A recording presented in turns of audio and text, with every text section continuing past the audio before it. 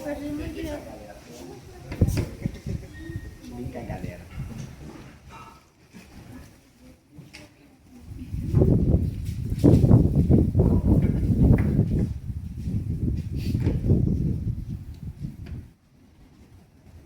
Bom dia a todos. Bom dia. Nós, como cristãos, a gente saudamos com a graça e a paz do Senhor Jesus Cristo. Então, nessa somatória de forças, os profissionais da saúde, nós que não somos profissionais da fé, mas somos agentes de fé, a gente se une em prol da comunidade, para que todos possam ser abençoados, atendidos nas suas necessidades. Porque o ser humano, ele é corpo, mas ele não é só corpo, ele também é alma, ele é espírito. O nosso problema é que a gente só valoriza aquilo que a gente vê, aquilo que a gente pega, aquilo que é palpável. Mas dentro de nós existe uma alma, existe um espírito. Certa vez eu perguntei para uma pessoa, quando alguém espeta você com uma agulha, quem sente a dor é o corpo ou a alma? A pessoa ficou na dúvida. Ela falou, é o corpo. Eu falei, não é. Pega um cadáver e espeta ele. Ele não vai falar nada. Aquele corpo morto, ele não sente mais nada. Porque o que faz ele sentir a dor, o que faz ele sentir as sensações que estão à sua volta, não é o corpo, é a alma. Se tirar a alma de uma pessoa, ela morre, ela deixa de existir.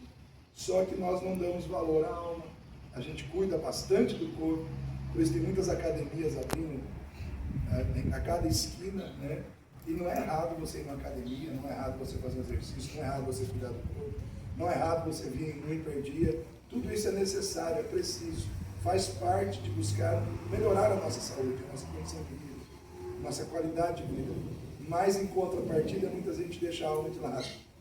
Às vezes está bonito por fora, mas está feio por dentro. Os valores estão feios, os princípios estão feios, os propósitos de vida estão feios. A capacidade que muita gente precisa ter de enfrentar situações difíceis na vida, a gente não tem, porque internamente a gente está enfraquecido na nossa fé. Então, eu quero só ler um texto aqui, em Marcos, que fala de um cego.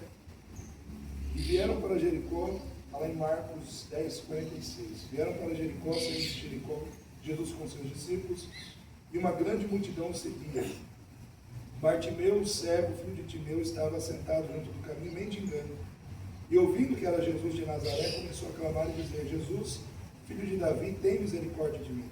E muitos o repreendiam para que ele se calasse. Mas ele clamava cada vez mais, filho de Davi, tem misericórdia de mim.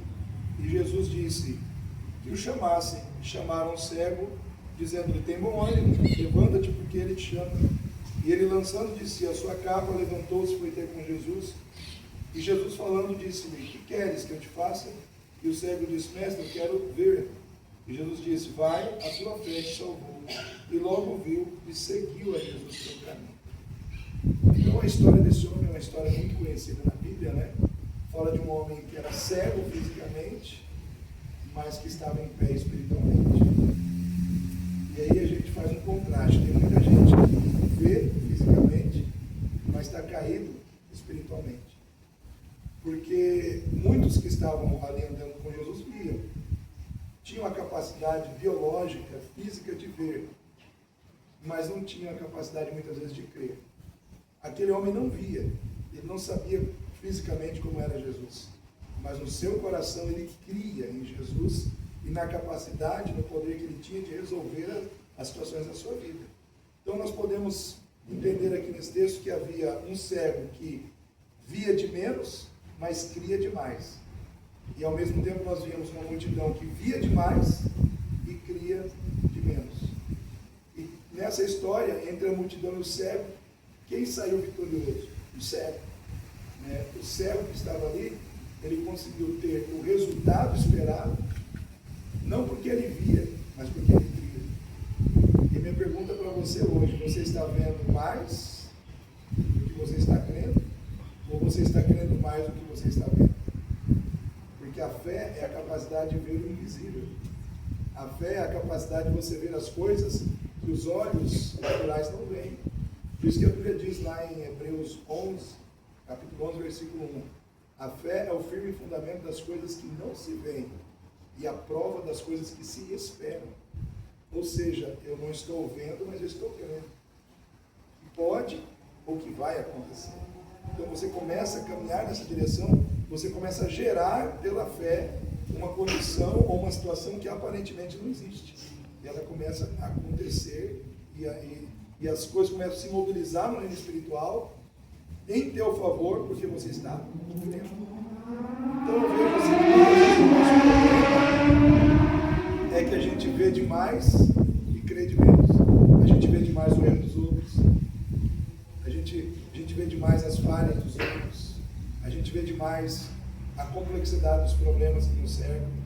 A gente vê demais as coisas no celular, fofoca, coisas que não edificam, né?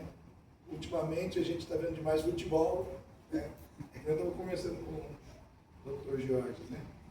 Que às vezes a gente perde tempo demais vendo coisas que não trazem resultado nenhum, né, para a nossa vida. E aqui na igreja eu sou muito crítico, eu ensino os cristãos aqui a terem uma visão crítica. Gente, vocês têm que ter uma visão crítica. Porque às vezes vocês estão olhando demais coisas que não estão trazendo nada para a vida de vocês. Né? Às vezes a gente fala, nossa, eu vou ficar 2 horas na frente de uma televisão. É um direito que você tem. Né? Mas será que muitas vezes essas 2 horas, se você estivesse orando, lendo a Bíblia, estando na igreja, não traria um resultado melhor? Ou fazendo alguma coisa que fosse mais edificante? Né? Então, às vezes, entretenimento demais é resultado de menos. Né? Então, nós temos que entender o que a gente quer da nossa vida, o que a gente quer absorver, o que a gente quer conquistar. Né? Então, esse homem ele não via, mas ele cria. Ele não estava preocupado naquele momento que ele estava clamando, ele não estava preocupado com as coisas que ele não via, ele estava preocupado em crer no Senhor Jesus e receber do Senhor Jesus aquilo que ele precisava. Né? Então hoje, cada um de nós pode crer. Eu não preciso ver Jesus. Se Jesus descesse aqui, né, será que a gente creria mais nele? Né? Tomé era um dos apóstolos que ele tinha que ver para crer. Tanto é que quando Jesus voltou, né, ressurreto, ele visitou os discípulos, ele chegou diante de todos ali, e ele colocou a mão furada e falou, Tomé, toque.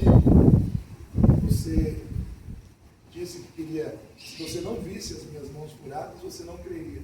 Então toque aqui. Aí Tomé tocou. Ele falou, nossa, o Senhor mesmo. Ele falou, pois é, você viu e creu, mas muito mais bem-aventurados são aqueles que não viram e creram. Então hoje a gente não precisa ver Deus, a gente precisa crer em Deus, a gente precisa contemplar Deus pela sua palavra. Toda a revelação da pessoa de Deus, dos feitos de Deus, do amor de Deus, da graça de Deus, está aqui.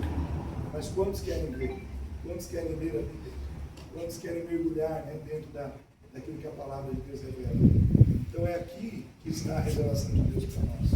Né? Então que nós possamos colocar no nosso coração a palavra de Deus, que nós possamos crer mais. À medida que você se alimenta da palavra de Deus, mais a sua fé aumenta. Mais você começa a ver o sobrenatural, mais você começa a ver coisas que vão trazer benefício para a sua alma. Então Jesus, a maior obra que ele fez não foi curar cego, nem aleijado, foi o que ele fez na cruz. Porque ali ele derramou o seu sangue para o perdão dos nossos pecados, para a salvação da nossa alma, para nos livrar do nosso maior inimigo, que é a morte. Né? Esqueci o nome? Cleonice. Está passando por um momento difícil, porque a irmã partiu, né? Está de luto. Como que a morte ela atinge, ela abate o nosso emocional? Né? Ela abate a gente de todas as maneiras. Né?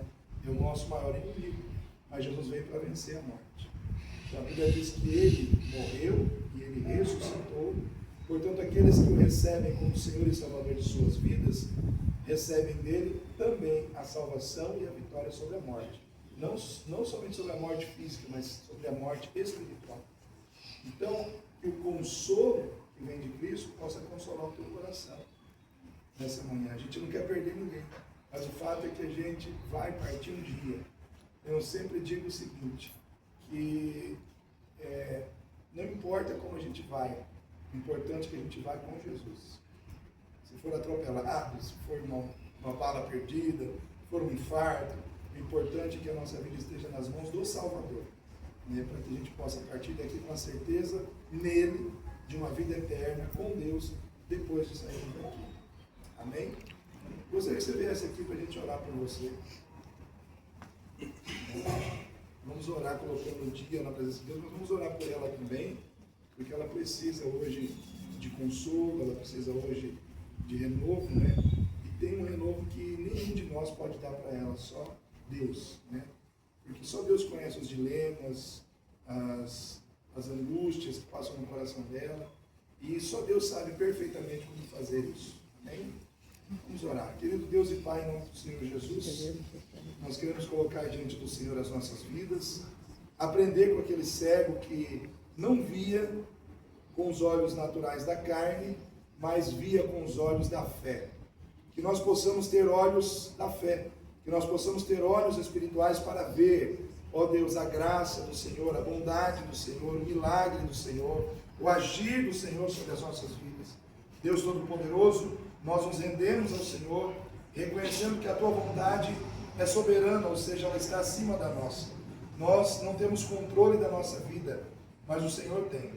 E queremos, ó Deus, colocar diante do Senhor esta manhã, tudo que estará acontecendo aqui, todos os trabalhos dessa manhã, em especial, Pai, queremos colocar nas Tuas mãos a vida da Cleonice, porque ela está sofrendo, porque ela está, ó Deus, chorando por dentro, ela está tentando se fazer forte, mas interiormente o Senhor sabe que ela não está bem, o Senhor sabe que ela está fragilizada com essa situação, e existe um consolo que só o Senhor é capaz de dar a ela nessa manhã.